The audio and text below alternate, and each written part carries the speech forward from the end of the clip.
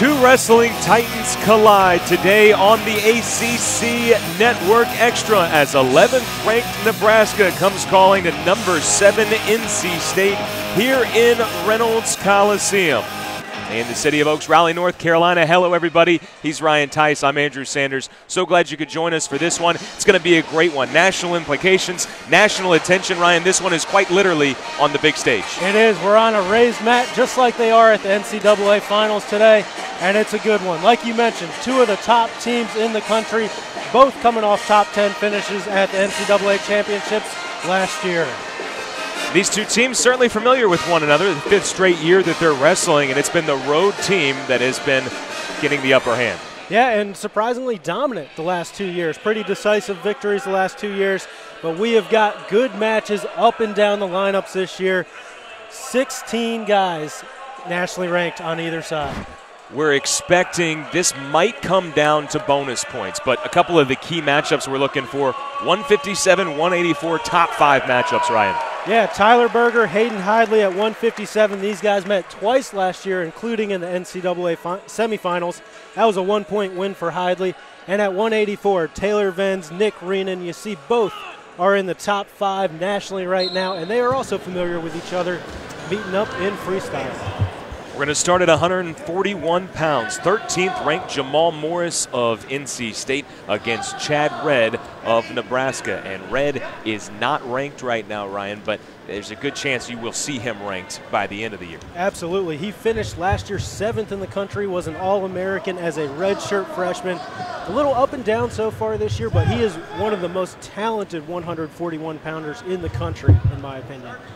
Was a former top 5 recruit nationally, regardless of weight. Morris is unbeaten this year at 7-0. Redd and Nebraska, they wrestled last night in Chapel Hill against North Carolina, and the Huskers came away with a 22-15 victory, made all the more impressive because they had to forfeit at 125 pounds. So it was even more dominating than the 22-15 score would indicate. Yeah, they started off in a little bit of a hole last night, but ended up climbing out of it and getting the win. Talked to head coach Mark Manning before the match, and he said he likes coming to this part of the country and getting 2 good duels against UNC and NC State in on the same weekend. Redd with control of that right ankle of Morris. They stay on the mat. Great job by Morris going for the crotch out there and preventing the 2 points. Redd lost last night to AC Headley 5-1, gave up some back points early in that match and really was too big of a hole to climb out of. Yeah, like we mentioned, up and down this year for Chad Redd, but I'm sure by the end of the year he's going to be contending for a spot on the podium like he has been, like he did last year. Good crowd on hand to watch this one. Yeah, not just the crowd. We've got cheerleaders. We've got the pep band. It's not every wrestling match, especially in the ACC, that gets that kind of treatment. And it's on a raised platform, this stage, the big stage we were talking about. It gives it more of an NCAA type feel, and these are 2 NCAA top 10 finishers from last year. Yeah, this is a big match. I mean, and they want head coach Pat Popolizio and his staff want it to be treated that way. And I mean, this is the marquee home match of the NC State schedule. They do have Ohio State on the road coming up, but this is the best home match they have this season. Yeah, that's going to be a big one. It's on ESPN 2. Not a lot of shots here in the first period between Redd and Morris. Now these guys feeling each other out a little bit. A lot of hand fighting. When 2 teams are this close together and you look at the head-to-head matchups and you say it might be 5-5, you know, every point is so crucial as Morris is off. He's out of bounds. Good job by Morris of getting those double underhooks, and he even locked it to try to throw it, just could not quite get the throw in bounds. Every point going to be so crucial. Are you expecting some of these bouts to be a little lower scoring than they traditionally would be? Oh, absolutely. I mean, some of these guys, Hidley and Berger, Venz and Reenan, they know each other well. They've wrestled before. Moisey and Sean Faust at 125 have wrestled before, back when Moisey was at West Virginia. So When you have familiarity against an opponent, that does kind of tend to have a little bit of a lower scoring match in most cases. So we'll see how Chad Redd does on top here against Morris. Good job. To his feet. Good job of Morris by catching that leg before Redd could throw it in on the right side. And he's out. The escape. First point scored in this duel goes to Jamal Morris. And it took him just over 15 seconds. Redd with the shot. Trying to work around. There's two. The first takedown. Chad Redd takes the lead. Beautiful shot by Redd. You saw Morris trying to go for that crotch lock again. Just couldn't quite get it locked. And Redd wasted no time finishing. Morris escapes. 30 seconds of ride time for Chad Redd.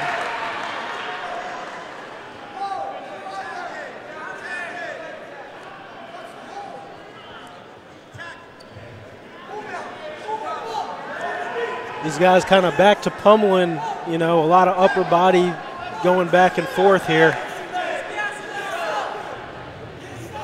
Chad Redd looking confident after that takedown.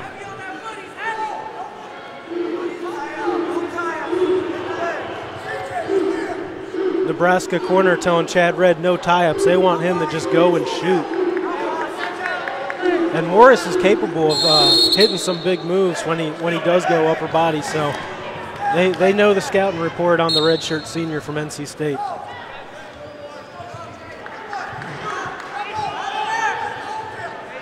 Redd has been the aggressor here in the second period. Morris with a half shot, defended well.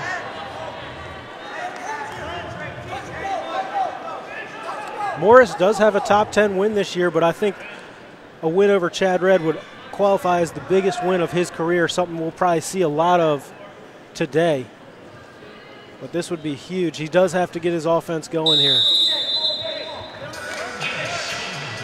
Yeah, Morris a lot better than AC Headley, who beat Redd yesterday, but Chad Redd wrestling on back-to-back days, and Nebraska going with the same lineup as far as we know right now. What's the difficulty in that, wrestling back-to-back nights? Really, the most difficult thing about wrestling on back-to-back days is just making weight on back-to-back days, because the most important times of the season in wrestling you're going to be wrestling multiple times on back-to-back days. You know, like the Big Ten, which Nebraska's in, they wrestle 2 days in their conference tournament. And Chad Redd on the offensive here, looking for a reversal. Morris trying to sprawl out. Redd keeping that right foot in. Yeah, Morris needs to keep fighting this and be aware of where he's at on the mat.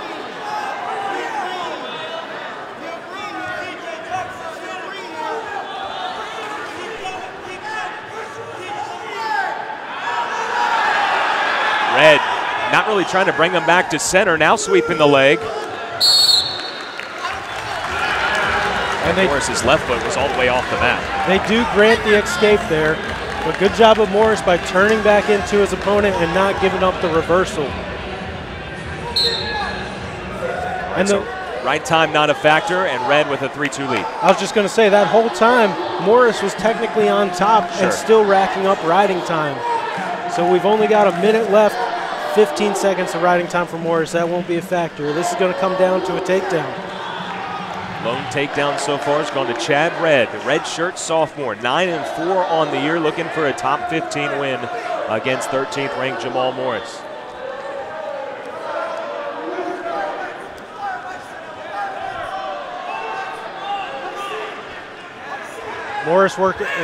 Redd working that front headlock. Morris with a glance at the clock. He sees 30 seconds left. And a shot from Morris. Finishing, he's got to bring him back inbounds so he can finish inbounds. Brings this crowd alive, only 20 seconds to work with. Morris fought off by Redd. Morris got a little too lackadaisical on that finish, but he might get a piercing roll. Still neutral. 5 seconds left. Redd continues to defend. Morris, they say he's off the mat. Trying for a last-second takedown, and Chad Redd wins it by a 3-2 score.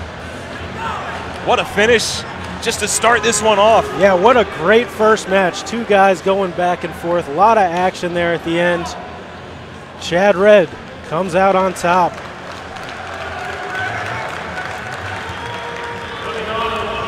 Yeah, you see here's Chad Red in on a shot. That's the lone takedown of the match right there. And that's the difference in this one. Right here, Morris trying to go for a trip. Not able to get it. Red scrambles back inbounds to let that clock keep ticking. Right there, I thought if Morris turned the other way, he had a chance to get the finish. 149 pounds, fourth ranked Justin Oliver, the grad student and transfer from Central Michigan, going up against Colin Purrington.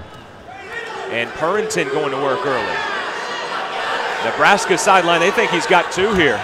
Can he finish it? Oh, two was put up and then taken back down. Great job by Oliver to continuing to scramble. Coach Manning is going to challenge this. 19th year head coach Mark Manning.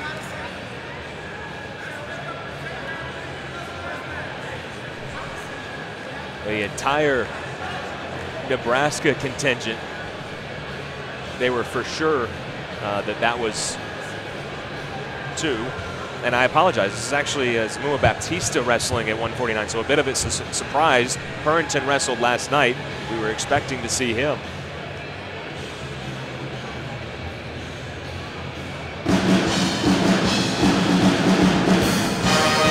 What you're looking at right now is exactly what the officials are looking at. Ryan, what do you see here?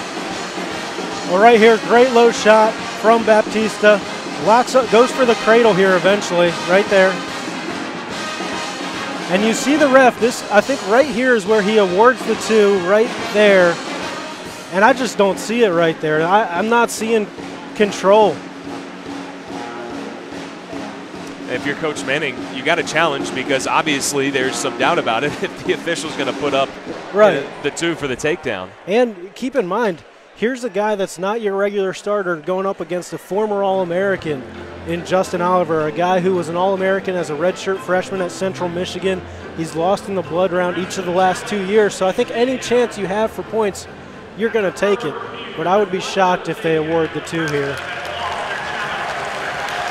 And they will not reverse the call. But still worth the challenge, and so we're still even at 0-0. But a great sign for Baptista to get in on that shot, come that close to scoring, because on paper, again, and I know that wrestling doesn't occur on paper, but this is an even matchup between these two teams, and this would be about at 149 that NC State is booking on winning. Oh, absolutely, if not getting bonus points here when you send out a guy that's a graduate transfer, but really one of the senior members of this Wolfpack team. It's a young squad, and Oliver's a guy who's been on the All-American podium before. So far, it's been Baptista that has gotten the better of the top five wrestler.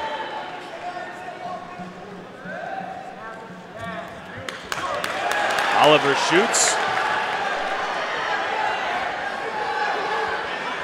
He's trying to crack Baptista down. Baptista doing a great job of continuing that sprawl, and Oliver goes to the next move. That's called chain wrestling right there, and Oliver just did a great job of, he stops one move, you go to the next one. Baptista right there on the edge of the mat. And there's two. Definitively for Justin Oliver. With the amount of pressure Oliver was putting on the edge of the mat, it was only a matter of time. He had plenty of different moves he could go to every time he got stopped by Baptista. Their seventh-year head coach, Pat Popolizio of NC State. Turned a program with a lot of great history, some national champions, into one of the powerhouses now, finishing fourth at NCAA's last year. Yeah, he's built this team into a monster. Just all you need to know is his first year at NC State, they took 62nd at the NCAA championships last year, tied for fourth. Quite a difference in putting themselves in the conversation with a lot of Big Ten programs. And Wrestling Nebraska 5 years in a row has been great competition to see these two excellent programs go back and forth. And again, if form holds, Nebraska's got to feel pretty good because it's been the road team the first 4 years that has won. Yeah, and again, going back to on paper, even though we don't wrestle on paper, that first one going Nebraska's way was, according to the paper, an upset if you go by the national rankings. 20 seconds left in this first period. See if Baptista can score and escape. Right now, flat on his stomach. Yeah, and Oliver getting that leg in, that's going to ride out the period. That's tight. There's no way to get out of that. And I think there was about 15 seconds left when he got that in. Oliver sees the clock. It hits triple zeros. And so a good first period, one that NC State needed after Red defeated Jamal Morris. You're just tuning in. It was a 3-2 victory for Chad Red as he earned his 10th win of the season over 13th ranked Jamal Morris.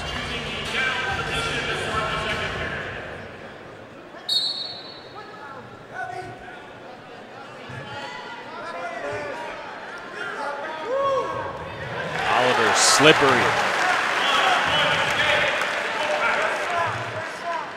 That's what you want to see from your senior leader if you're NC State. A guy getting out right away, keeping that ride point locked for the time being. It's down to 110, and now going back to work on offense.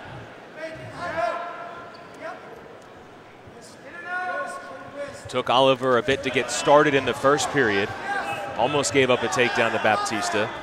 Then got it going. We'll see if that momentum carries here in period number 2.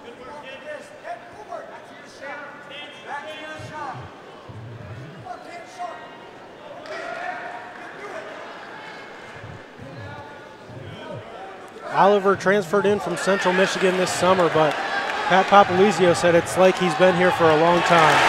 Another takedown for Justin Oliver. Makes it 5-0. Another great job of finishing there by Oliver. Not spending much time on the mat, coming up to his feet and getting the finish. 50 seconds left. Oliver almost got in a little trouble there. Yeah, he was on his back for a moment. Baptista did a great job of getting his hips up and movement there. Almost put Oliver in a little bit of danger. Baptista with the escape point. 30 seconds left. We'll see if either of these guys can generate some offense.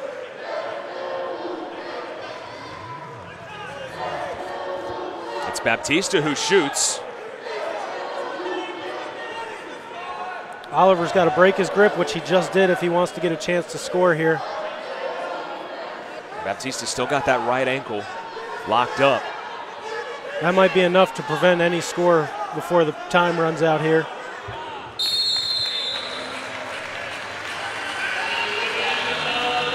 So Oliver in a good position.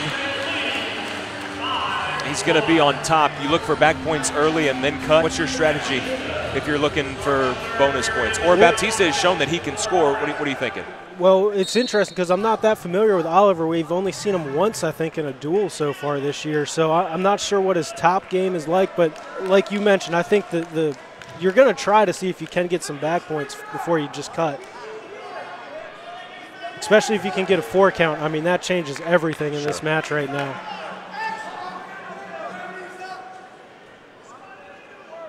The ride time goes over 2 minutes, so it's almost all but locked up for Oliver here. Effectively 6-1. And there's the cut. Went to work for about 35 seconds. Wasn't seeing any progress. And it's Baptista who's shooting. I like his aggressiveness in this bout. Yeah, he's not backing down from the All-American Oliver. You got to give him a lot of credit for coming out here and being game. He does need to be careful of getting cradled up right here. I mean, Oliver is working that head to the knee. Baptista holding on to that ankle, though. That's what's saving him right now.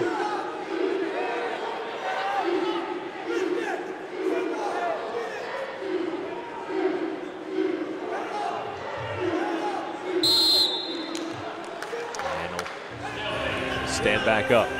So again, it's effectively 6-2 right now. Oliver does have the riding time point locked up at this point.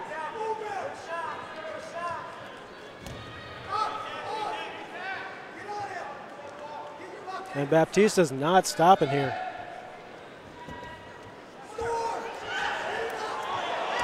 Both guys a little off balance momentarily. Yeah, we're going upper body now.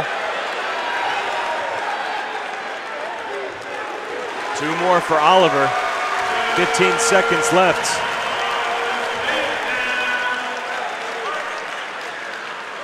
And Baptista just needs to avoid giving up the points here.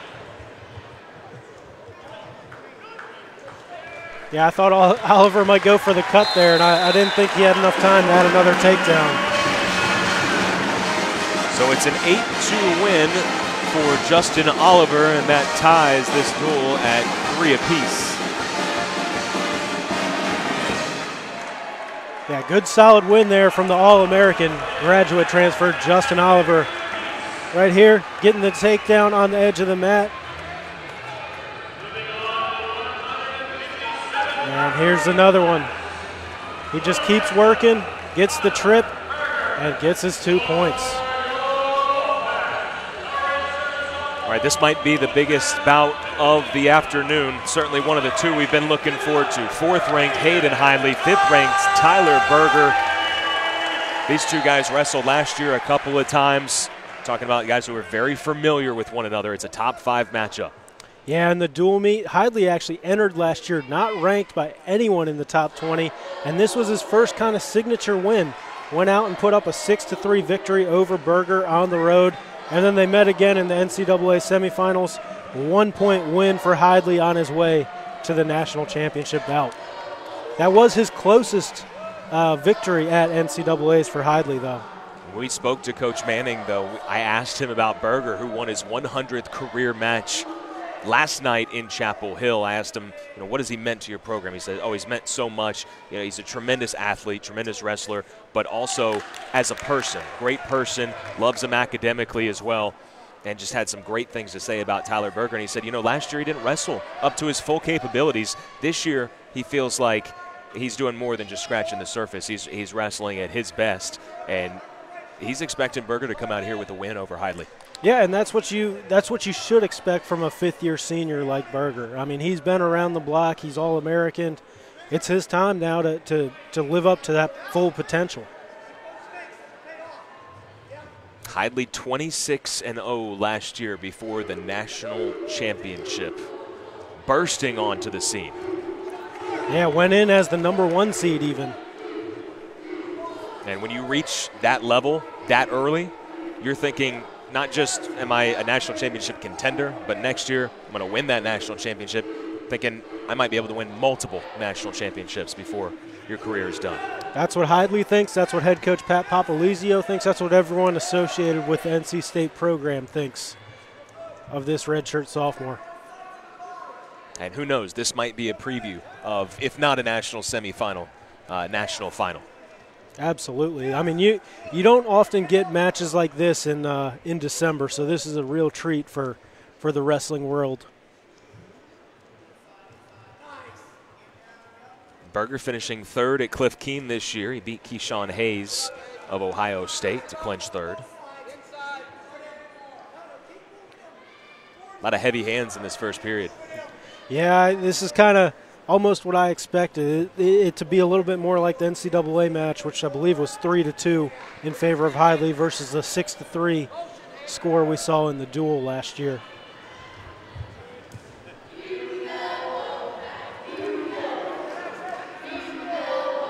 This one might come down to that one takedown. That's what happened at 141 pounds between Jamal Morris and Chad Ray.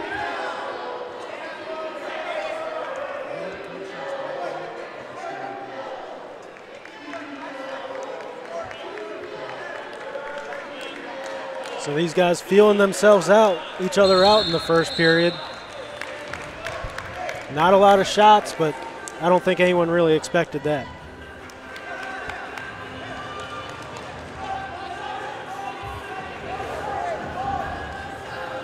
So Berger will have top here in the second period. Hidley got off to a really quick start there. Yeah, Berger able to keep him down, but not for long. The official said it wasn't early, so if it wasn't early, that was about as perfect as you can do it. Yep.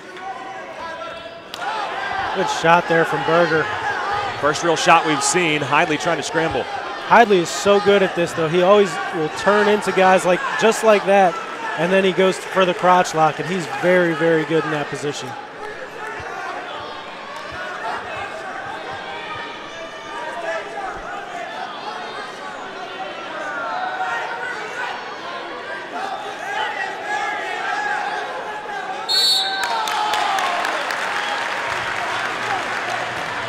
Hidley gets the escape, and in the ensuing scramble able to defend on the shot from Berger.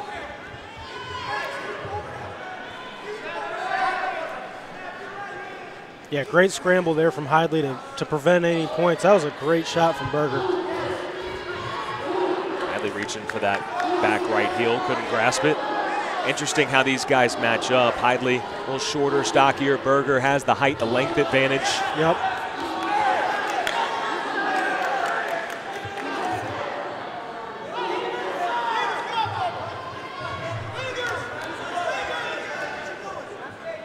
And one of the most impressive things about Hidley is that guy never comes out of his stance. He is always, almost mat checking himself and able to touch the mat with his hands. He's just never out of position.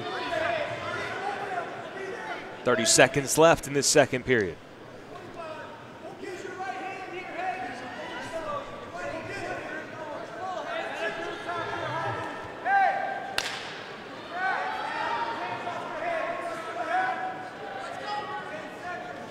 This is one of the coin flip matches.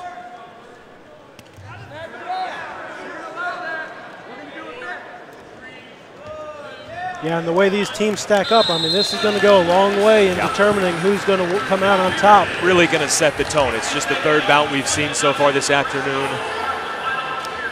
Chad Redd getting a win, Justin Oliver getting a win, both by decision, so they're tied up. Whoever takes this one going to be very far ahead in the overall duel. Yeah, two former All-Americans won the first two matches, and now we have an All-American on either side here going at it 1-1 early in the third period. This is what you want. And Berger escapes just as quickly as Hidley did. Yep.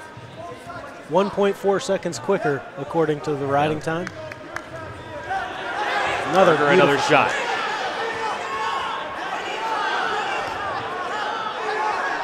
Hidley looking for really the same defense. Berger pushing for the takedown. Hidley. Still neutral. That's two. Hidley tried switching out of that, but Berger just too good and tenacious on that finish. I was going to say Hidley's going to come out the back with Berger getting up too high like that.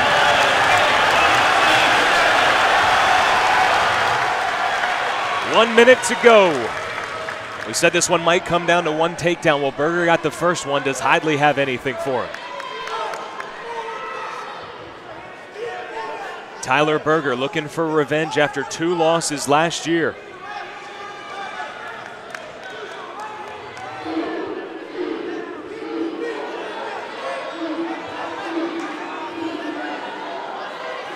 Berger shot twice. We really haven't seen Hidley go, not wholeheartedly at least. Nope. He's got to be able to create some distance or create an angle here. Right there he's just diving in, not really setting up the shot.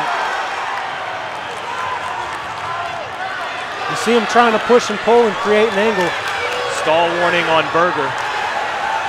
And then he's in with the shot, only 10 seconds left. Tyler Berger trying to ice this one down, and he does with an exclamation point.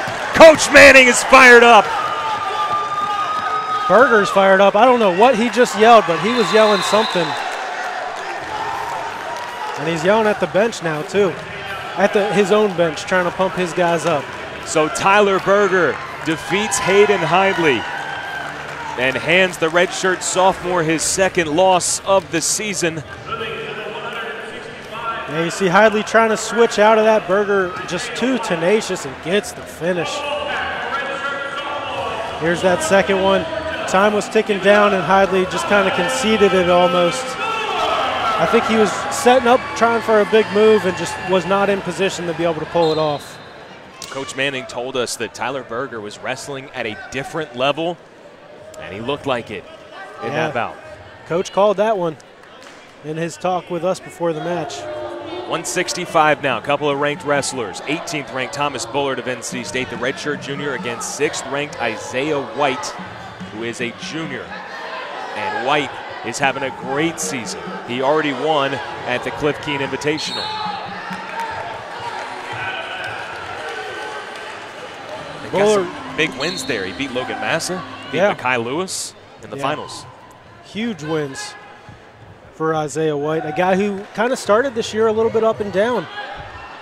I think he started off 1-3 or something like that this year, and he's been on a roll. 0-3. He's won his last 6 matches, including last night against Kennedy Monday, as he gets the takedown right on the edge of the mat. That's huge. Yeah, he's going to have to work up or he's going to get hit for a stalling call. And interesting call there. The ref was counting it out and then just called him out of bounds.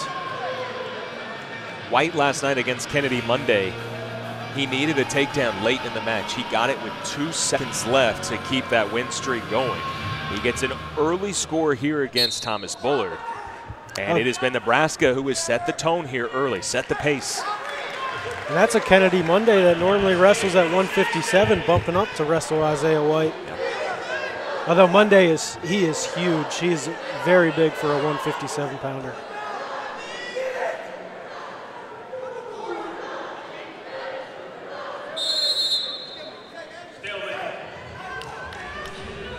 You see White ranks 6th in the country right now, but he was a guy that lost in the blood round at NCAA's last year and really burst onto the scene after being a Division II national champ as a freshman and then transferring to Nebraska.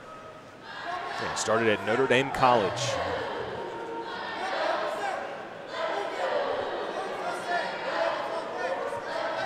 Thomas Bullard 8-1 on the season, coming off a redshirt year after he qualified for NCAA's back in 2017. We'll see his twin brother Daniel wrestle at 174 as he's matched up with 9th-ranked Mikey Labriola. Nice snatch single there from Bullard, but White just puts his foot back down on the mat. He made that look easy. Yeah, he did. He really did.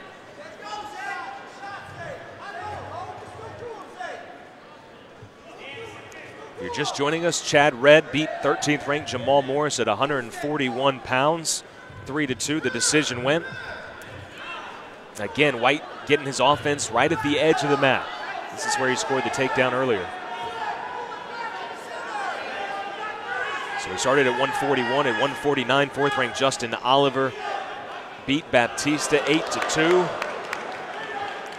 That's what those Bullard twins do. They are scramblers on.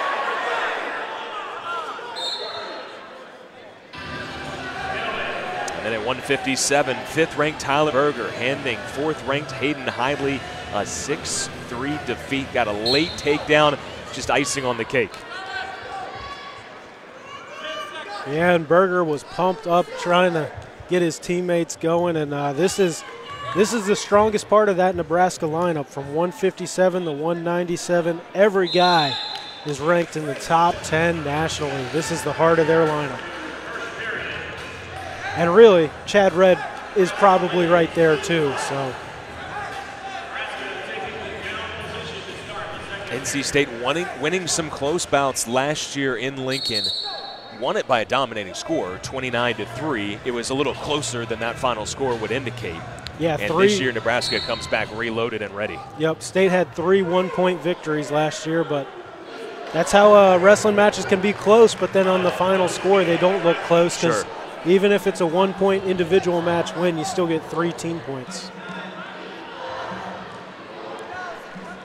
Got a little issue with the riding time on the clock here. The secondary ref straightening that out with the head table as we continue going here.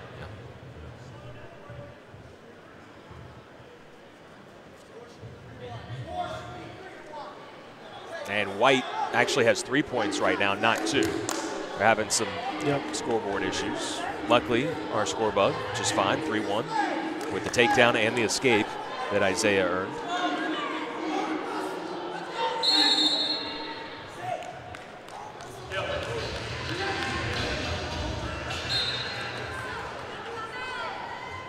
Yeah, Bullard's got to get his offense going here to have a shot at this one.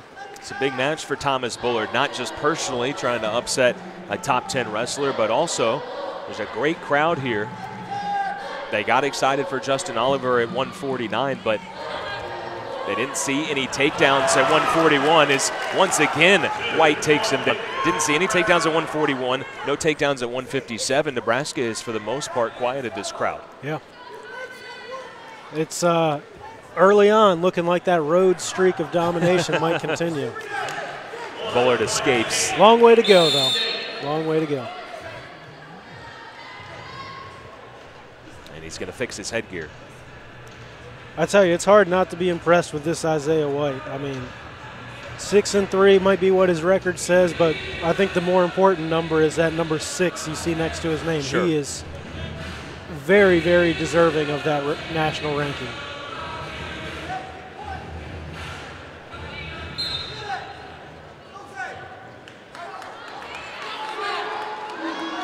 Nebraska beating 12th ranked North Carolina last night. White again in strong and just takes down Bullard. He's got him on his back. It was almost like Bullard initiated that upper body, and White left no doubt. Finished it, got his 4 back points. 4 back points now. And Isaiah White is in major decision territory. What a finish to the second period for Isaiah White. Mark Manning yelling to Isaiah White, more of that, more of that.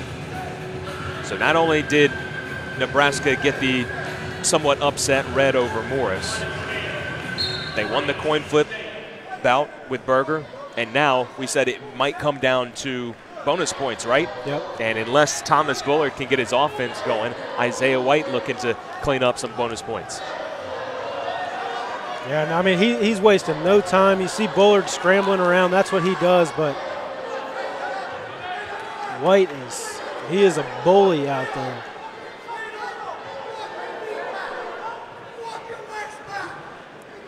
No points yet. You see Bullard's got that left leg of White's trapped, trying to do something with it, but White really not that far from a possible takedown here.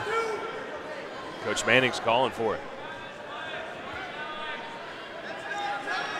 Both guys look content with just getting a stalemate out of this one. That might be best case scenario for Bullard. Yeah, I think so. Meanwhile, Pat Popolizio looking on.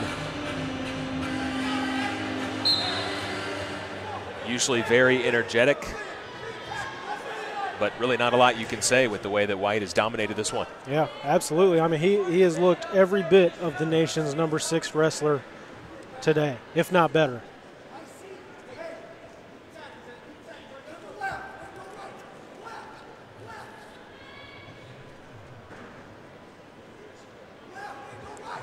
No ride time point up for grabs, but right now this score holds. Yeah, and if you're NC State, you hope Thomas Bullard's well aware of that and can somehow sneak in a takedown here in these last 25 seconds to wipe off the bonus point.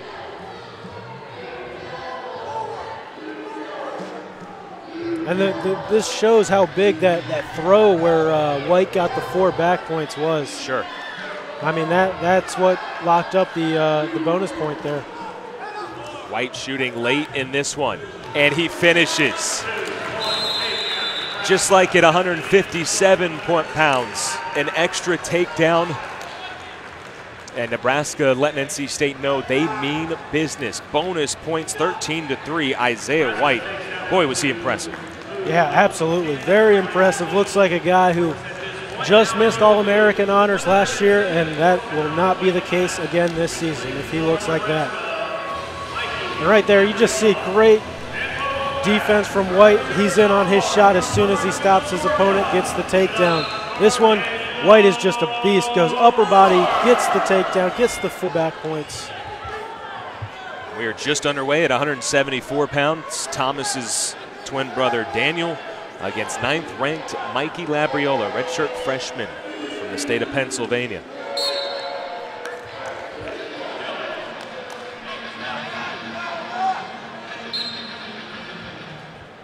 Nebraska has won 3 of the 4 bouts so far. This will be the final one before our 5-minute intermission. Bullard in on a shot now, and that's a deep shot. Oh, man, these Nebraska guys are tough, not conceding a single point.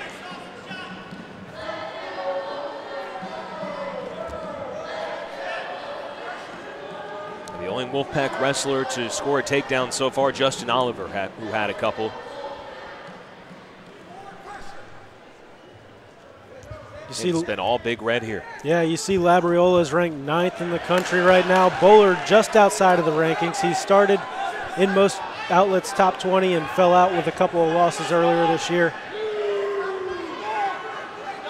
Great job by Bullard scooping that leg. That might give him enough control to get the takedown, but Labriola, oh my gosh. How did he turn that around? Wow. This is why Labriola was ranked as the number 5 overall recruit in the class of 2017. You're seeing it out there. And he immediately cuts Daniel Bullard. If you're Daniel Bullard, you feel like you're in control right there, and all of a sudden it's Labriola who's scoring. That gives you some pause and a lot to think about the rest of this match. Yeah, absolutely, but it's kind of like the last match. We've got to see these NC State wrestlers getting some offense going if they want to have a chance to turn this one around.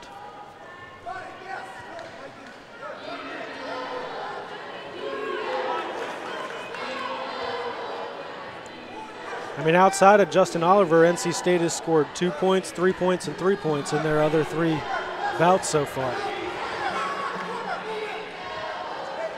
Labriola's been the aggressor in this one. Just slammed Bullard down. Yeah, Bullard's still shooting, but, man, Labriola's defense is just so good.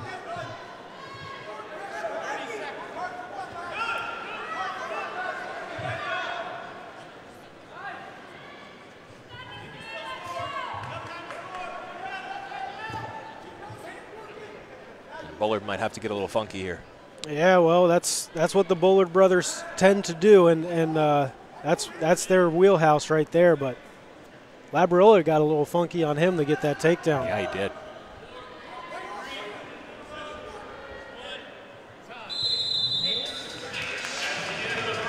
Good first period for Mikey Labriola.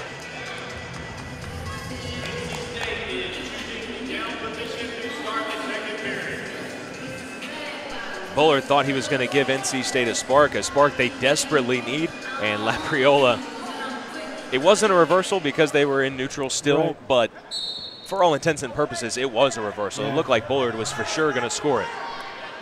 He certainly turned the tables on that one. You see just how tough he is on top here.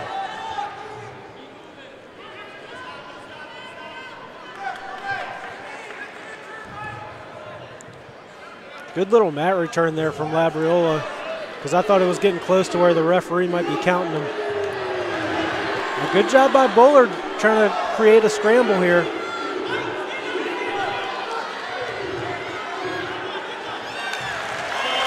And he gets away and secures the escape.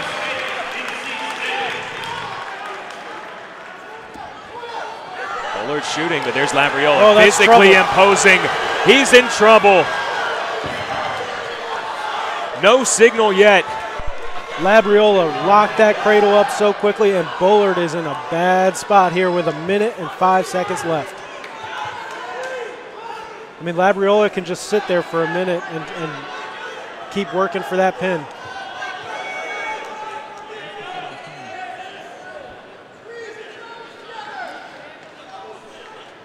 Great job by Bullard breaking the grip and bellying down here, but man, that was impressive.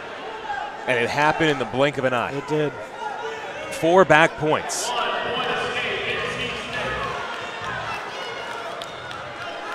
And kind of like with the last match, this might break things open. You know, those 4 back points are so huge. And it puts you in a big hole to climb out of when you give those up. And in that cradle, now the ride time is 1 minute and 17. Yep.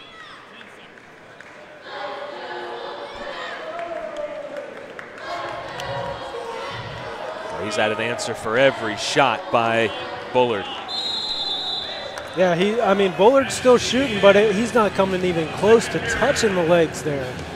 And Labriola chooses neutral to start the third period. The Bullards are known to be very good on top, so that probably played into the decision here.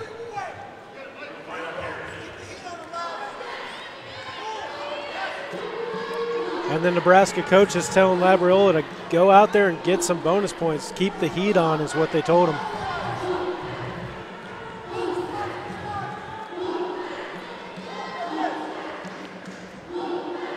Again, it's worth noting 117 riding time in favor of Labriola, so a takedown and a ride out would secure the bonus point.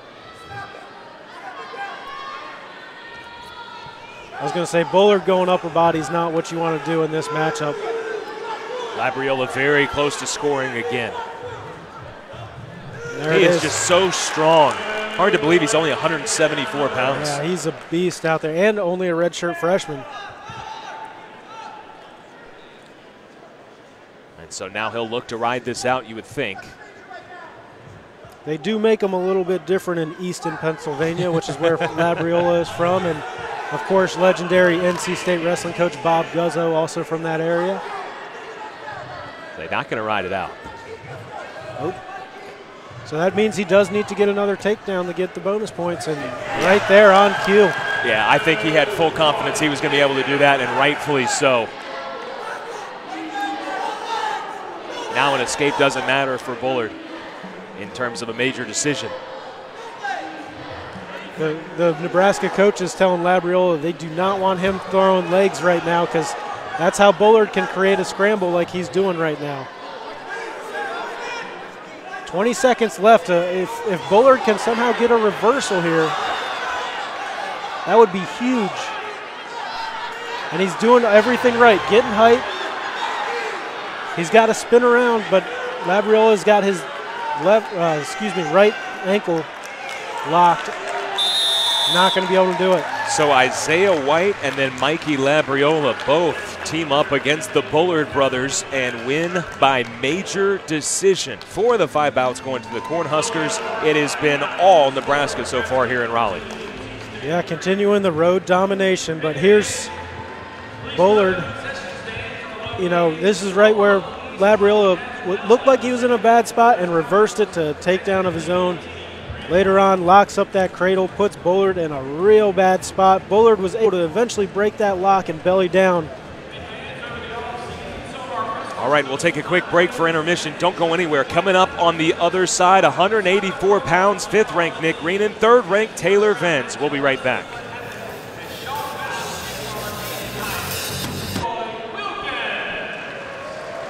'11th-ranked Nebraska. They came to wrestle, and they have wrestled hard so far. 14-3, they've won 4 of the first 5 bouts here at intermission. With Ryan Tice, I'm Andrew Sanders. We'll now look ahead to what's coming up after intermission. 184 pounds, Nick Reenan, Taylor Venz, a top 5 matchup. These two guys haven't wrestled yet in college, but they know one another well. Yeah, they've wrestled twice in freestyle wrestling. Reenan took both of them, one very decisive, the second one a lot closer. So they are familiar with each other, and that is a great bout that we will come out of intermission with. And then as we look forward, 197 ranked matchup, Malik McDonald, Eric Schultz. We don't know exactly what we're going to see at heavyweight yet. 125 ranked Sean Foss against Zeke Moisey. And then at 133, NC State will send out 4th ranked Tariq Wilson. So if NC State's going to be competitive here in this one, they're going to have to win 4 of 5, right? And get some bonus points along with it. It sets up rather well at the lower weights, but especially the heavyweights. And at 197, NC State's going to need to win this coin flip and more coming up. Absolutely, and they're going to have to pick up some bonus points or sweep all of them. Right. That's the only way around it, but I think they've got a great opportunity coming right out of break with Nick Reenan, Taylor Venz, top 5 matchup, and it should be a good one. All right, we'll see it on the other side of this break.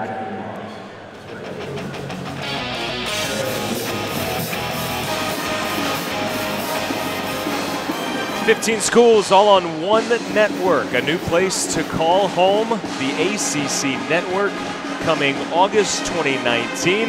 Visit getaccn.com.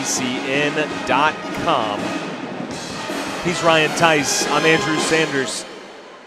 14-3 Nebraska, and NC State badly needing a win from 5th-ranked Nick Renan. But Taylor Venz trying to do this for himself and also for his team and really give them a headlock on this bout and this duel. Yeah, a win here would basically put it away for Nebraska. But for NC State, there's not many guys you would rather have out there than Nick Renan right now. He's got some big moves. As you see him go for a throw right off the bat. Venz scrambles out of it.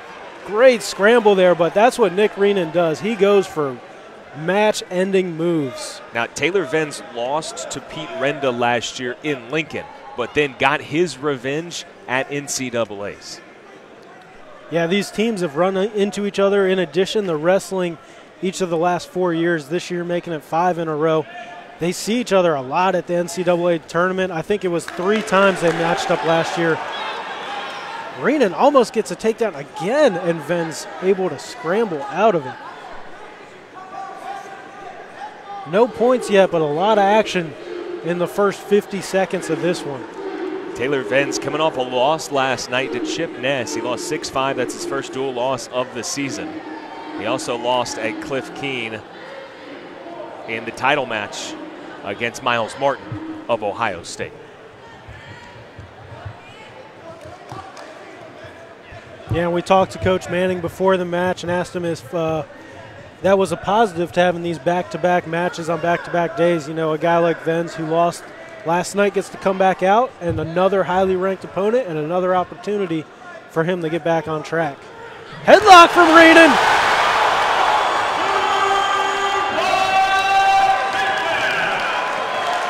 A flurry of action as Renan takes down Venz, and then Venz quickly escapes. Lefty headlock from Nick Renan. We saw that against App State in their last home meet. He does it again and gets 2 points. The first takedown for a Wolfpack wrestler since 149 pounds. We're here at 184. Nick Renan inciting this crowd. But we've seen how slippery Venz has been because Renan's been in with a couple of shots. That headlock there, it looked like he might get a fall. Yeah. I mean, normally when you throw a headlock, that's what you're looking for. And great knee tap. Nick Renan. Oh, my gosh.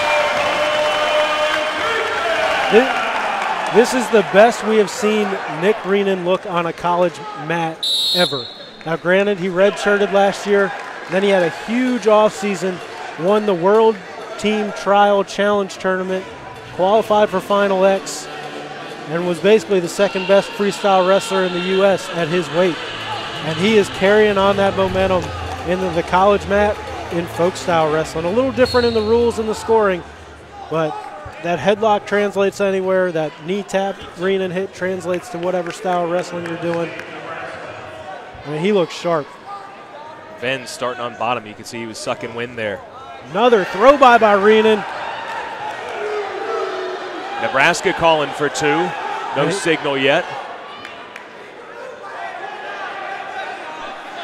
That throw by is Renan's go-to move, but Venz did a great job of turning it into offense of his own. And we do look like we're going to get a stalling warning against Renan. And the officials getting together. And that is because the ref is saying because he turned away from his opponent and went out of bounds. Pat Papalizio challenging it. You saw the brick come out. Now, Renan did try to attack from that position. He came back and attacked, yes. Which is why I would be hesitant. Does that help his cause at all? I would be hesitant to call it fleeing the mat there, but I do think we're going to have the refs go to the monitor and we'll see what they do. Pat Papalizio walking away, not happy after his conference with the ref. Then. On the one hand, I see the argument. On the other hand, if that was okay, anyone could flee the mat and then jump back in, and that would be would be good for the sport. And what it comes down to is him turning away from his opponent and kind of running out of bounds is I think where you get that call from. We'll see what the referees decide here. The officials are looking at the monitor. Meanwhile, both coaching staffs taking this opportunity to talk to their wrestlers.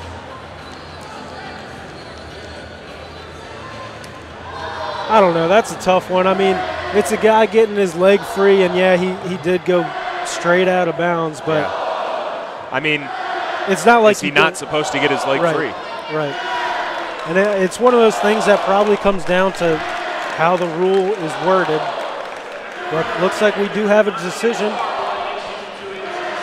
I will say that they will overturn the call, so Pat Popolizio wins the challenge. I will say that replay looks not nearly as bad to me as it did live.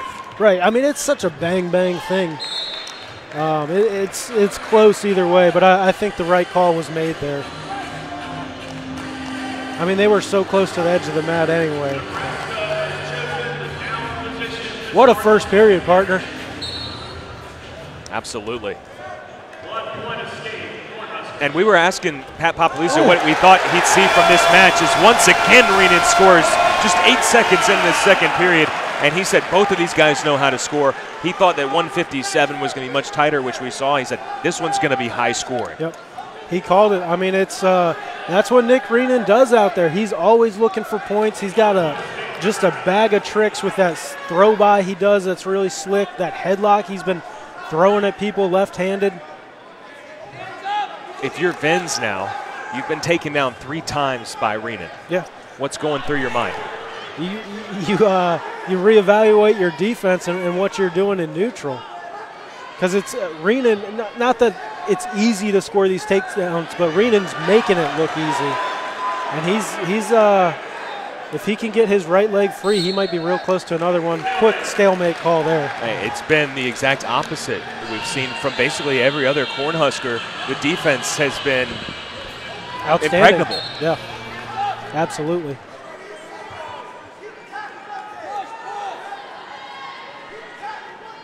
I have a feeling this is where Reynolds wants to be, where he's tied up top with Venz. I mean, he was a really good Greco wrestler, so he's very comfortable in these positions. Venz only trailing by 2.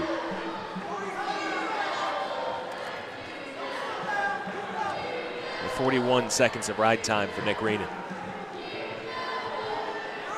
And I don't even think we've mentioned it yet. Venz was a 4th place finisher at Nationals last year as a redshirt freshman. Yeah, in part because he beat Pete Renda. Yep.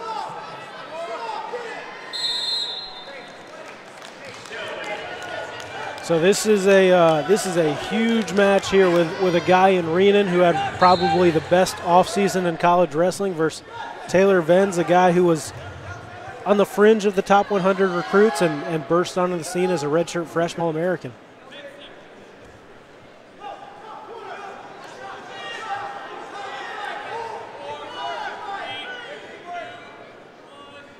Second period comes to a close. Nick Reynolds has brought NC State life after intermission.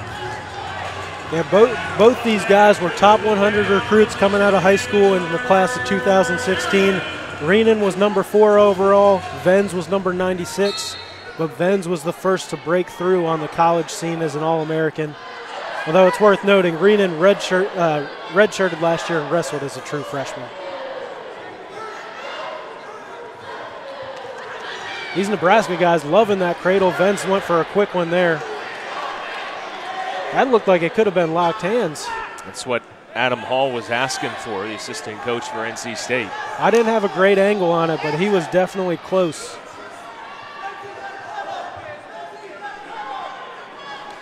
Venz getting momentum back on his side a little bit with some real tough riding here. And we got a stall warning. So how big is that overturn call now? Yeah, that's huge, because otherwise that would be a point for Venz right now, and Reynolds is still flattened out on his belly. This is not where you want to be as Nick Reynolds. Reynolds has been so good in neutral and on top, but Venz on top is dominant. And now he's got a leg in on that right side. Reynolds just got it out, so no trouble there. Both coaches pleading the referee for a stalling call. NC State's side of it would be Venz has been riding parallel for a lot of this period, and Nebraska's side is Reynolds not working a whole lot on bottom. And another stall and a point to Venz. Nebraska won that one. And Venz has a leg in on the right side again. Reenan's got to move here. And Venz isn't really moving either. Look at the explosion from Nick Reenan. Reversal.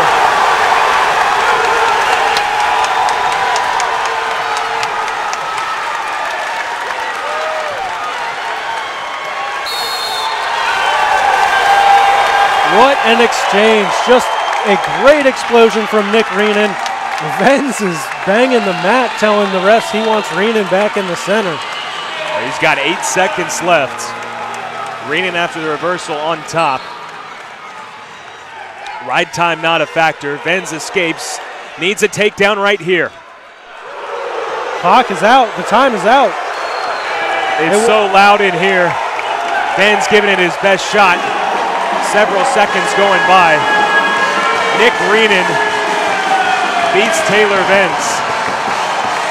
That was a lot of fun to watch. Absolutely. Reenan had a ton of big wins this spring during the offseason, but that is his biggest win on the college mat. What a win over the All-American. There's the lefty headlock from Nick Reenan, only able to get 2 out of it, but a big 2 in that 8-6 victory. And what an exchange here. Venz in on the shot, knee tap from Reenan, spin around, go behind, gets the 2, and there's the reversal from Reenan. After it wasn't looking so good, he was flattened out, able to base up and get out and get the reversal. 197 pounds ranked matchup, 9th ranked Eric Schultz against 19th ranked Malik McDonald. McDonald has a couple of years on Schultz. He's a 5th-year senior. McDonald 7-2 on the year, Schultz 11-4.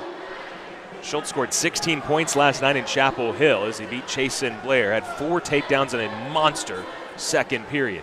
And this is, on paper, the last bout that Nebraska will be favored in. And so NC State desperately needing Nick Reenan to get a win. He does. Now, if Malik McDonald can get an upset, NC State might be able to look forward and say, hey, we can still win this thing. Yeah, they're going to have to pick up some bonus points in a couple of these or you know, something more than a major decision. But this is a good one right here. Schultz went 2-2 at NCAAs last year, but all 4 of his matches at the national championships were by 1 point, both wins and both losses. So that shows you the level he's at. Malik McDonald wrestled heavyweight last year for the Wolfpack, back down at 197 after national champ Michael Machiavello has graduated and moved on. Schultz wrestled really well at the Cliff Keen. Finished 2nd, lost to Ohio State's Colin Moore. Moore lost a big bout here last year to eventual national champion Michael Machiavello. Yeah, that was Machiavello's coming out party to a lot of people, showing that he was able to win a national title, and he went and did it. Great job working that underhook by Malik McDonald, but he's got to do something with it there. He had Schultz on the defensive.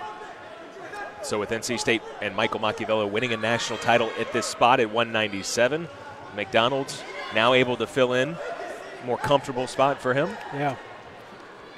Well, when you have the depth that NC State has, you kind of got to reshuffle the lineup every year based on who you're redshirting, who's graduated, who's coming back, all that stuff, who's coming in as freshmen. But McDonald physically looks good at 97. I mean, he was always a little undersized as a heavyweight, and I don't think 97 is too difficult for him to make. 30 seconds left here in the first period. No score yet, but some pretty good activity from both of these big guys. Absolutely.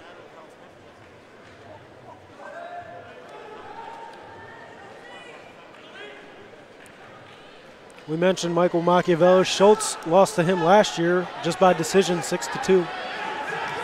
He's got McDonald in trouble now with his leg off the mat. Can he finish with 5 seconds to go here in the first period?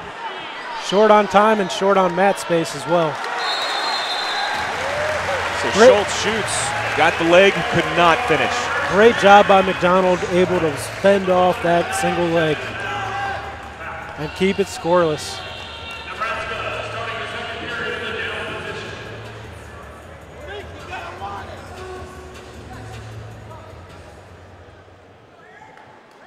Get the whistle to begin period number 2. Schultz immediately to his feet. McDonald takes him back down. Nice mat return there.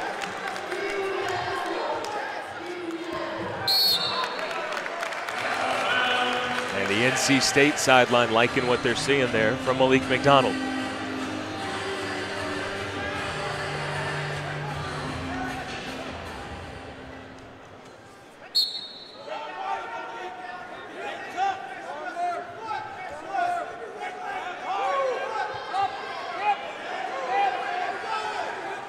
Schultz trying to turn, and once again, McDonald returns him to the mat.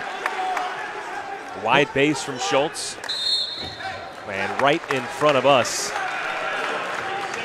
McDonald looking real tough on top, just able to keep breaking Schultz down every time he gets to his feet, returning him to the mat. Just an impressive job of riding from the big man.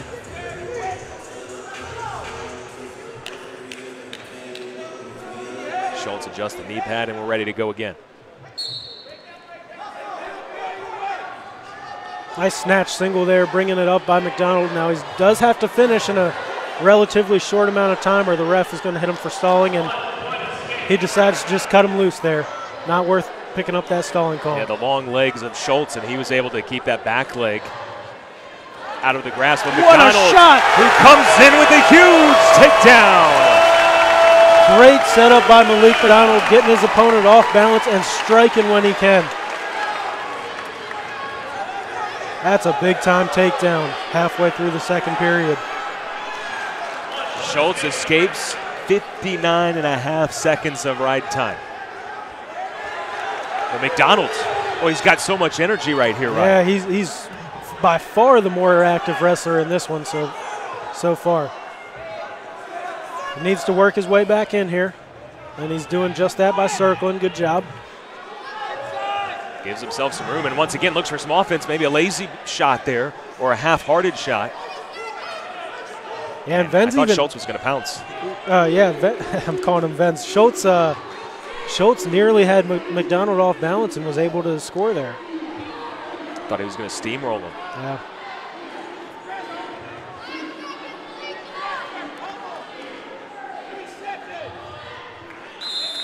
So the second period won by Malik McDonald. They're knotted up at 2 apiece. But it's McDonald who secures the takedown, and now we're going to see Eric Schultz on top.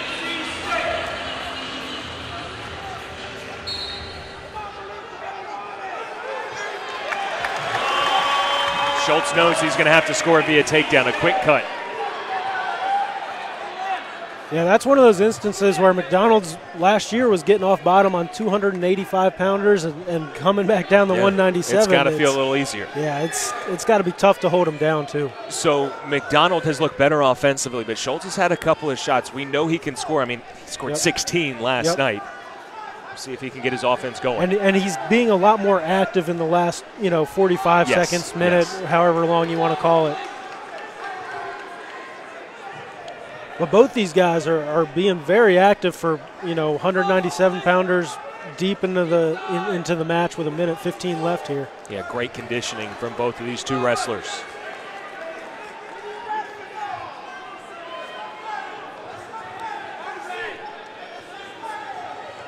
So Malik McDonald up 3-2. He's got 56 seconds of riding time, but I think this one might come down to a takedown here. Who's got enough gas left in the tank? Schultz. Oh, he had both legs for a second, and Malik McDonald just throws him off. What defense there from Malik McDonald. Able to sprawl out of that double. I thought Schultz had it. The strength of Malik McDonald is impressive here. Double seemed to be secured. Same thing again. Yeah. Schultz shoots the double. McDonald just kind of shrugs him off. Less than half a minute to go. Schultz has already given McDonald maybe 2 of his best shots. Yep, he knows he's got to score a takedown here. Everyone in the building knows what's got to happen. Nebraska's gotten a couple of late takedowns. We got a stall warning here on McDonald. 10 seconds left. Can Schultz score late? 3-2. Schultz, one last shot. Fended off by McDonald. And Malik McDonald, with a ton of emotion, upsets 9th-ranked Eric Schultz. After intermission, Ryan, NC State has been a different team. Absolutely. I don't know what head coach Pat Papalizio told them in the locker room, but it worked. Here you go, Malik McDonald. Great shot, great setup, gets in and finishes, wasting no time on the mat. And right here, you see him just bucking off those double-leg attempts. Those were good shots from Schultz, just not good enough to finish on the beast that is Malik McDonald. Big win for McDonald, the fifth-year senior. And we move to heavyweight. It's David Jensen of Nebraska against Deontay Wilson, the true freshman for the Wolfpack. Yeah, and momentum has swung in the Wolfpack's favor, ripping off two big wins in a row. And on paper, both of those were upsets. Yeah. Number 5, Reynolds over number 3, Venz, and number 19, McDonald over number 9, Schultz. And Deontay Wilson looks to keep the momentum going. Had a shot, but not able to finish here. Good sprawl by the big guy from South Dakota, David Jensen. He's 7-0 on the season, and now he's got a leg. Working on Wilson. The flexibility, the athleticism from Deontay Wilson. Yeah, for being as big as Deontay Wilson is, he is extremely athletic and flexible, as we've seen multiple times this year. Yeah, and NC State has been known for having undersized heavyweights, whether it was maybe Malik McDonald last year, of course, two-time national champion Nick Wisdowski. Deontay Wilson is not an undersized heavyweight. Not at all. He's pushing that 285. This young man, 274.8 today, is what he weighed in at as the true freshman. And on the other side, Jensen is no small man himself. Now 277.5. Yeah, there you go.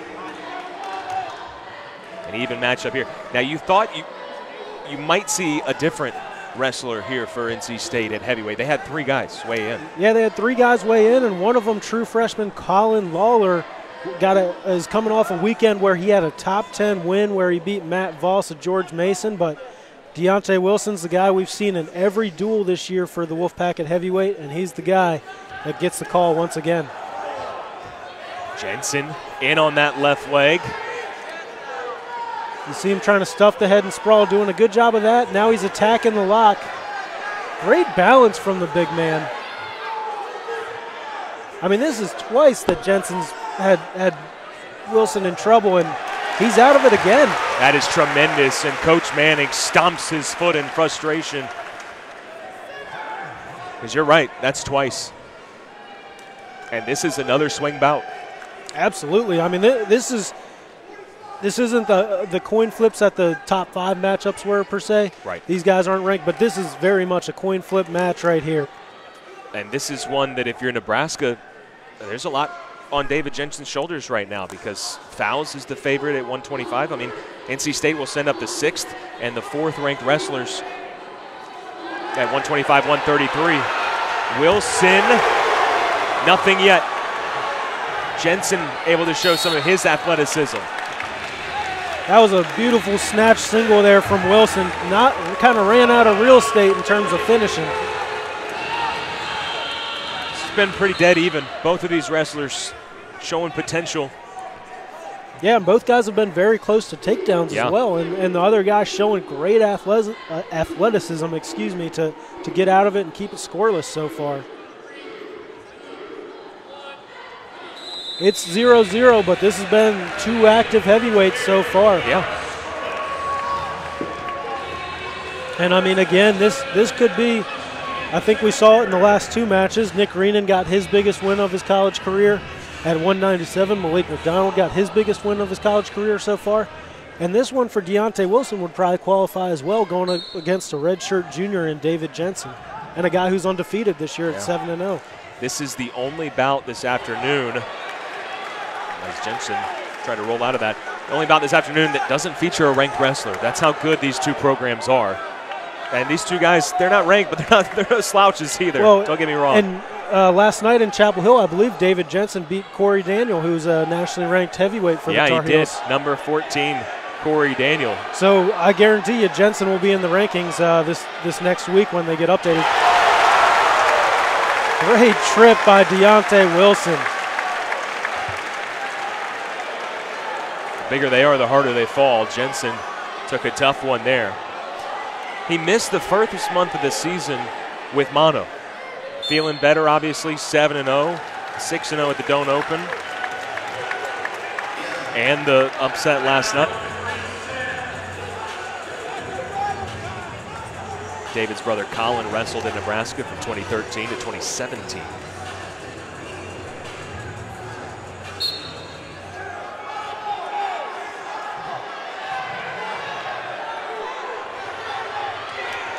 Wow, Jensen Granby roll. Finally, Granby's out of it. 58 seconds of ride time for Deontay Wilson. There's a good pace in the first period. Jensen had to work extremely hard to get back to neutral here in the second. Yeah, Wilson was not giving him a break down there and had that great trip to bring him back down onto the mat. This is a good one for two heavyweights that probably not a lot of people on the national scene are that familiar with. Wilson had the right leg momentarily. It's a battle of youth versus experience. Wilson, a true freshman. Jensen, in his fourth season, a redshirt junior. Fans here want stalling. So does Pat Popolizio now. The skip asking for it, not going to get it. Credit to Wilson. He has been the more active guy when they've been in neutral.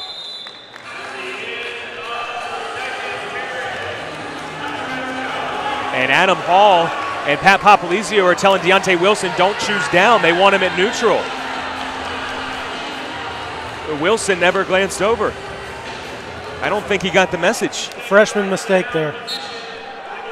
Probably got a little bit caught up in the environment and, being on the big stage. And you're seeing right now why NC State did not want him on bottom. Jensen wasted no time throwing that leg in on the left side. And there he goes. He flattens him out with it. And the frustration from the NC State coaching staff now, it's up to Wilson. Wilson almost caught the leg in that time, but Jensen's just a savvy redshirt junior out there and able to sneak it in just enough. Tells you what they think of Jensen's skills on top. Absolutely. Because obviously the escape ties this right here. Yep. And I think what they're worried about is Wilson possibly getting ridden out or enough. He had 58 seconds to where he could get the riding time if he rides him out. Maybe trying to escape out the back here. Jensen is pretty high, but Wilson's going to have to tripod up, and right now he's in a bad spot, flat on his stomach.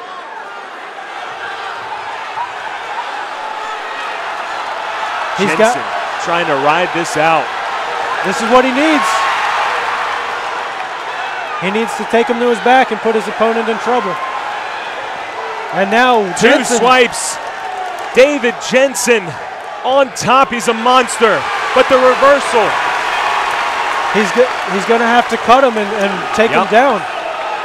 It's 5-2 right now. I don't know what he's doing. Wilson is maybe trying to go for back points, but Jensen right now flat on his stomach, not really trying to do anything. State's got to, I don't know what Deontay Wilson is doing here. He needs to look to his corner and cut him. He's running out of time. Still no stall. Are you surprised there's no stall at this point? No, and the entire Wolfpack bench is telling him to cut him. And at this point, I don't think he's got enough time. Jensen got the back points so tough on top. And he earns a crucial win for Nebraska. Getting some momentum back. Valiant effort from Deontay Wilson, but a couple of mental mistakes there. Choosing bottom when his coaches didn't want to choose bottom. Not cutting his opponent after the reversal. Just a tough one. And right there you see Jensen getting the back points, took his opponent over, and got all four of them, and that's the difference. The reversal didn't even matter at that point. So Nebraska leads by 8, 17-9. NC State is going to need bonus points here the rest of the way as David Jensen stays undefeated. He's now 8-0 on the year. At 125 pounds, 6th ranked Sean Fowles against 11th ranked Zeke Moisey. Moisey forfeited last night in Chapel Hill. He didn't even weigh in. Fowles wrestling in his first duel of the season. Yeah, and these two guys are two of the best 125-pounders we have in the country. Zeke Moisey's a former NCAA finalist, a 2-time All-American at West Virginia before he transferred to Nebraska. And Sean Faust is a guy who's been right there at the NCAA tournament the last couple of years. Ran into an ankle injury that ended his season last year at NCAA's, but was in the top 10 all season. Zurich Storm, the freshman for NC State, was listed all week as one of the probables, but many people were thinking, hey, this is a big-time match. You're probably going to see Sean Faust. Yeah, if you just did the projections, I mean, this match was too close to not have Sean Faust out there wrestling.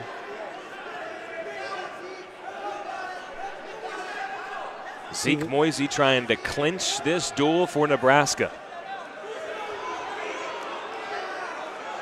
Faust not giving up that ankle, and we are getting funky here, and Sean Faust comes out on top of it. Gets the takedown. Moisey was closer to scoring maybe 15 seconds ago, and then, like you said, it got funky real quick. Yeah, and Faust has such great length, and he was just getting height there with that ankle, and that ended up being the difference. Moisey in some pain there. Yeah, was that his wrist? I'm not sure what. I'm not sure either, but you could hear him even with this crowd, even with the headset on.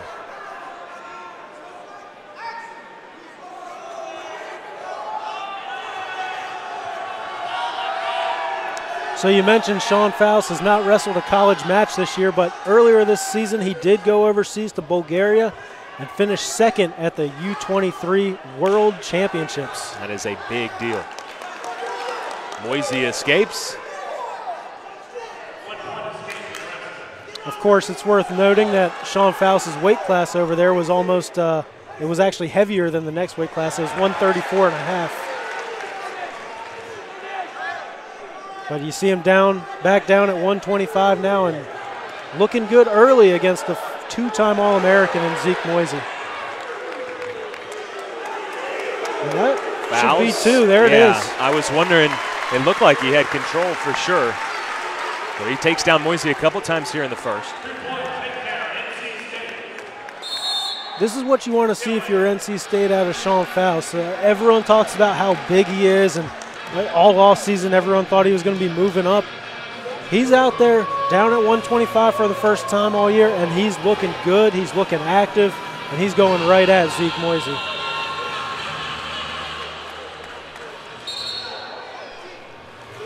Fouls will be cautioned here.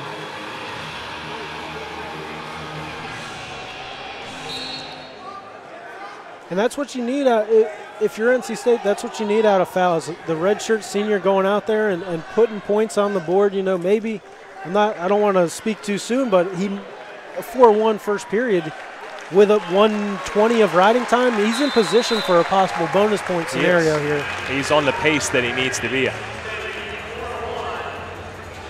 But still, a lot left in this one.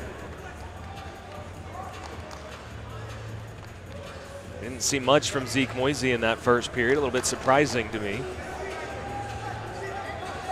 Yeah, and with him yelling out in pain earlier, you're not sure if he came into the match with something.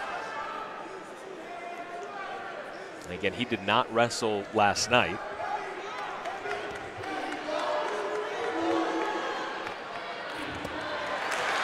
Quick escape from Faust, immediately looking for his attack. And he's right back in on the offense. Pat Papalizio pleading to the ref for a stalling call, I think.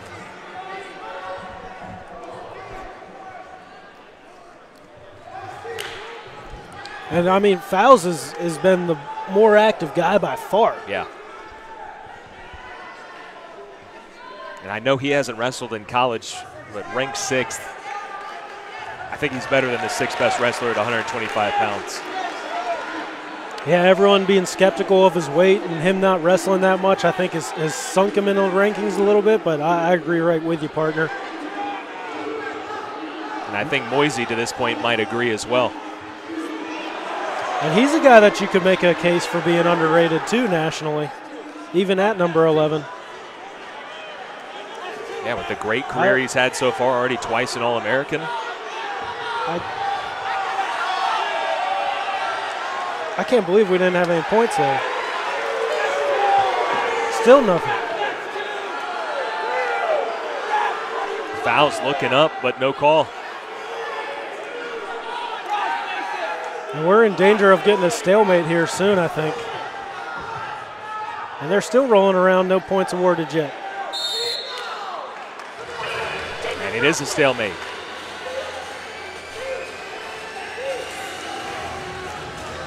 A lot of work, a lot of effort, no points there. For no points, yeah.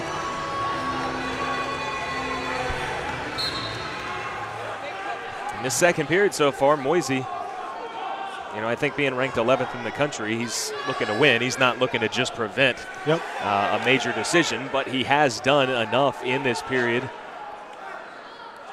to get fouls. We were talking about him being on pace. He is no longer on pace. Yeah, pace has slowed down a little bit here in the second period.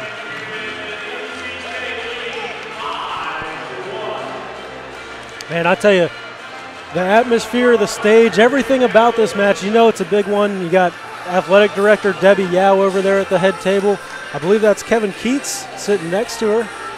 Chuck Amato, the former NC State football coach and All-American wrestlers in the crowd. Nick Gwizdowski I saw walking around. I mean, this is a big-time event here in Raleigh. Absolutely. Hurricane Helms, the former WWE there you go. Superstar. And now a caution for Moisey. Get an explanation. So both wrestlers have now been cautioned on the start.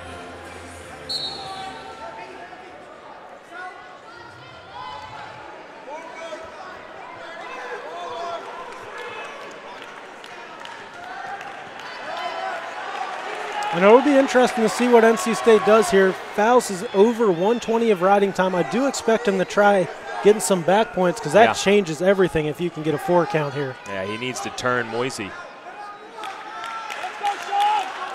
And they really need some bonus points here. And there's a stall for Moisey.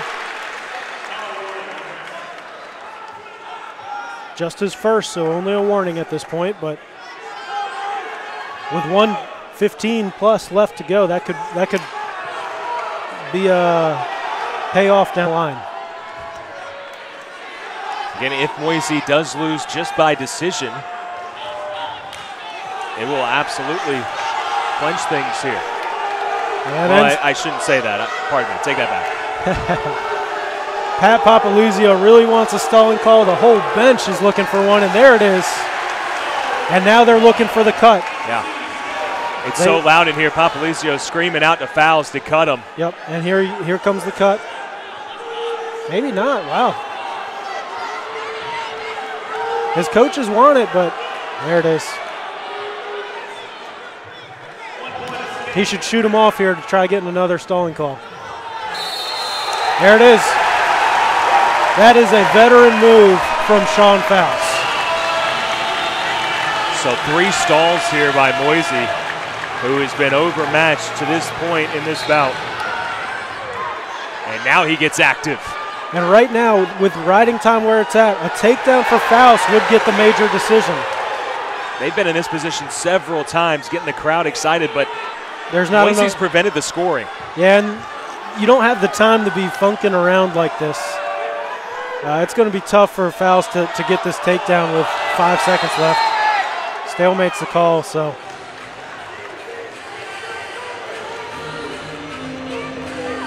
So 3 seconds left from neutral. Yeah, Faust trying for something big, but not going to get it. It was a dominant performance. He wins it 9-2.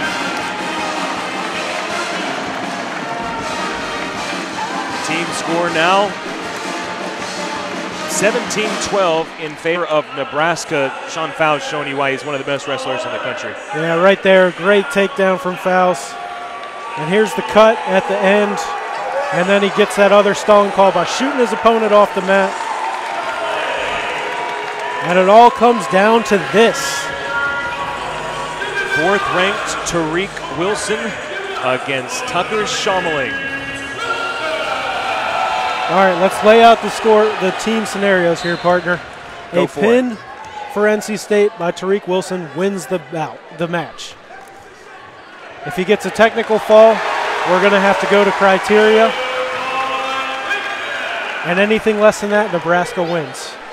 So a major decision is not enough for the Wolfpack to pull this one out. And Tucker Schommeling's 10-3 on the year. He beat James Szymanski last night. He's 3-1 in duels this season. He's got a couple of big wins this year. I know he beat Montori Bridges from Wyoming. Yeah, who was ranked 8th in the country. Exactly. So I mean, this is no pushover here for the Wolfpack. If you're Wilson, you just wrestle your match. I mean, that's all you got. You have to be aggressive, ultra aggressive here. I think you're a little more aggressive, but Tariq Wilson's a guy who puts up points in bunches anyway. So, and the Wolfpack coaches are telling him they just want takedowns and cuts. And again, I maybe this is a factor of the crowd being so loud. Tariq Wilson didn't hear him. Wilson, the All-American last year, finished 3rd. And I do believe that if, ooh, look at that. Schommeling trying to circle around. Not giving up here. Technically, Wilson is still on top. He is in trouble. And look at the length of Tariq Wilson. Just kind of big brothered him right there.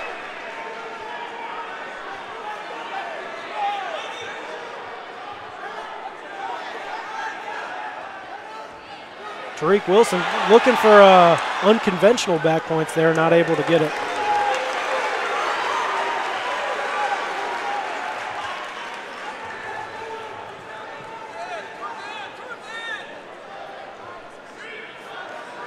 So a 4-1 lead for Wilson right now with a minute left in the first period.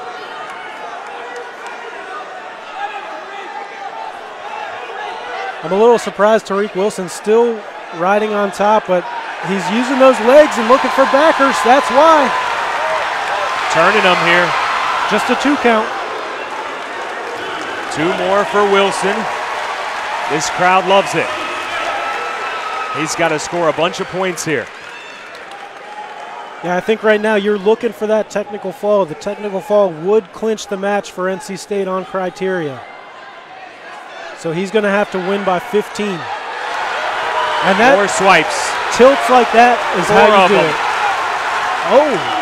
Tariq Wilson with 10 points and counting here in the first period. The ref initially held 2 fingers up, and I thought he didn't give him the 4 count, but he does.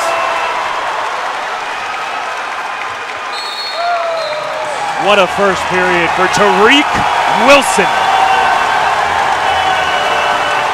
And this place is feeling it. They know what Tariq has to do to clinch the match. If I'm NC State, I would almost, well, they're putting them on bottom. I would say almost go neutral, but I think they're confident in Tariq Wilson's ability to get off bottom here. Tariq with 2.5 minutes of ride time, so it's effectively 11-1 right now. He's going for that switch, and that's it right there. That's a reversal. Made it look easy. Wow. Boy, Schommeling looked much better than this last night in Chapel Hill. Well, Tariq Wilson's one of the best 133-pounders in the country. Yeah. Placed 3rd last year at the NCAA championships, and you are seeing why right now.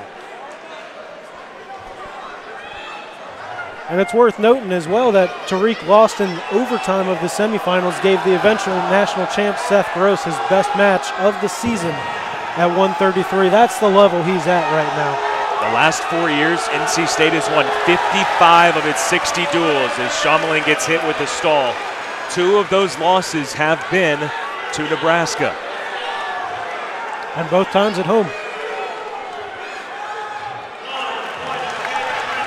Nebraska's only lost this year to 17th ranked Wisconsin. It was 22-21. Wilson, 2 more.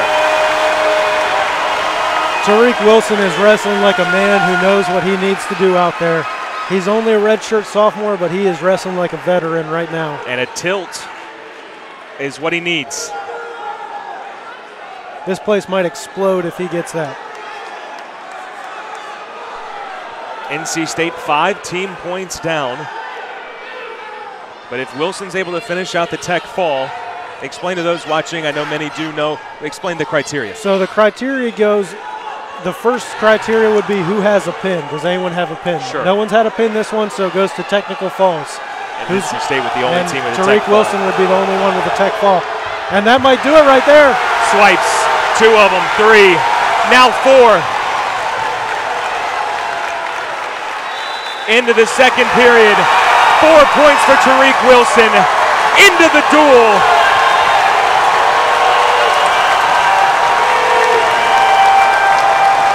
Pat Papalizio is feeling it. I wish we had video of that. NC State knocks off 11th ranked Nebraska here at home, thanks to the heroic effort of 4th ranked Tariq Wilson. Tariq the Freak. They call him that for a reason. He goes out and gets it done. 4 of the last 5 bouts for NC State, including the clincher from Tariq Wilson. Just going out there and putting it on his opponent, getting all the points he needs. You see the takedowns there. There's a tilt for the 4 count. And that will do it. NC State clinches it on criteria 17-17. We could not have asked for a more exciting finish. Tariq Wilson and the Wolfpack needing a tech fall, and the redshirt sophomore provides it. And for Nebraska, as well as they wrestled this afternoon, they won 4 of the first 5 bouts. They took it to NC State. They looked like they were in complete control. I know they'll be disappointed with the way that this thing finished. Nothing to hang their heads about. They are going to be awfully tough, as always, when it comes down to NCAA Yeah, time. and keep in mind, they were wrestling for the second time in 2 days, Yeah. and they came out here, did not look like it. They put it on the Wolfpack early. NC State digs out of the hole and wins 4 of the last 5 bouts to clinch it. Nick Reenan, Malik McDonald, Sean Fowles, and Tariq Wilson down the stretch for the Wolfpack, getting it done. Pat Papalizio, the skip, loving it. For Ryan Tice and our fantastic crew here in Raleigh, my name is Andrew Sanders. Thank you all so much for watching. I hope you enjoyed it. I'm sure you did. What an entertaining duel. We're saying so long from Raleigh. This has been a presentation of ESPN.